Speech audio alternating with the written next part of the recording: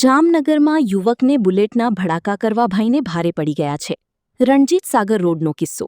અને police station વિસ્તારમાં 22 વર્ષનો કોલેજિયન અંશ ચૌહાણ પોતાના બુલેટમાં ગેરકાયદે સાયલેન્સર લગાવીને જાહેર રસ્તા પર ભડાકા કરતો હતો. એટલું જ નહીં, ટ્રાફિક વચ્ચે જોખમી સ્ટન્ટ પણ કરતો હતો. વીડિયો વાયરલ થતાં જ Jamnagar city A division police એક્શનમાં આવી. પોલીસે ગણતરીના કલાકોમાં આ બુલેટ રાજાને શોધી કાઢ્યો.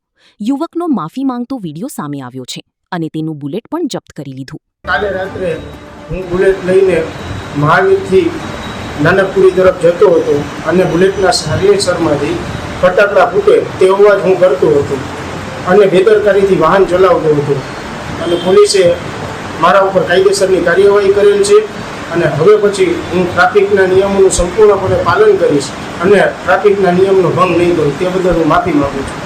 સોશિયલ મીડિયા પર ફેમસ થવા કે વટ પાડવા માટે આવા સ્ટન્ટ ન કરો. કાયદો બધા માટે સરખો છે. ટ્રાફિક નિયમોનું પાલન કરો, સુરક્ષિત રહો. કૌશિક પટેલનો રિપોર્ટ, હિન્દ ટીવી.